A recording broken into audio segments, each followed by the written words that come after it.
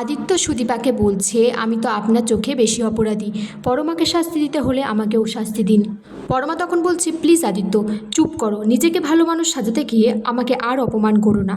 সুদীপা বলছে, পিসি যা বলেছে তোমার বাবাকে তার জন্য তুমি পায়ে ধরে ক্ষমা চেয়ে নিয়েছি, তুমি তার জন্য এই ঝামেলা কেন বাড়াচ্ছ? বড়মা তখন বলছে, প্লিজ পরমা তুমি চুপ করো, আর তুমি একা সহ্য করবে মানে? তুমিও তো মিথ্যে বলেছো, তুমি মিথ্যে বলনি। পরমার মা পরমার বাবাকে বলছে, কি ব্যাপার, তুমি কোথায় কি বলতে হবে সেই জ্ঞান কি হারিয়ে ফেলেছো? পরমার মা বলছে, তোমার এই মেজাজ যাতে সহ্য করতে না হয় তার জন্য আমার বাবা 2 হাত ভরে তোমাকে এই বাড়িতে পাঠিয়েছিল, কিন্তু আজ তুমি চৌধুরী বাড়িতে দাঁড়িয়ে আমাকে অপমান করলে। সুদীপা তখন পিসির কাছে জানতে চাই যে সত্যি কি হয়েছিল ঘটনা। বড়মা সেখানে আসার বলে, একে আমার একদম সহ্য হয় না, কোনো বড় পদক্ষেপ নেওয়ার আগে ওকে এখন এখান থেকে চলে যেতে বলো।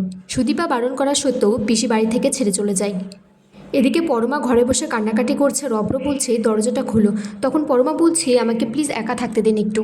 এদিকে সুদীপা মনে মনে বলছে, আমি আপনাকে সরি বলতে চাই মিস্টার চৌধুরী, আমি জানি আপনি খুব কষ্ট পেয়েছেন। সুদীপা আদিত্যকে বলছে, আমার জন্য আপনি কেন কষ্ট পাচ্ছেন?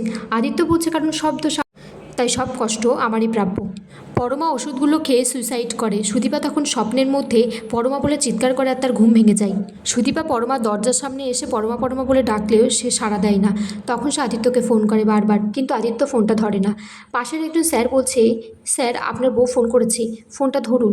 সুদীপা কোনোভাবে একটা লাঠি দিয়ে দরজাটা ভেঙে গিয়ে দেখে মেঝেতে পরমা পড়ে আছে। তারপর সে দৌড়াতে দৌড়াতে রাস্তায় আসে কোনো গাড়ির জন্য। এদিকে তার স্যার এসে আর বলে, স্যার আপনি আমাকে সাহায্য করতে পারবেন, এক্ষুনি আমাকে হসপিটালে নিয়ে যেতে হবে।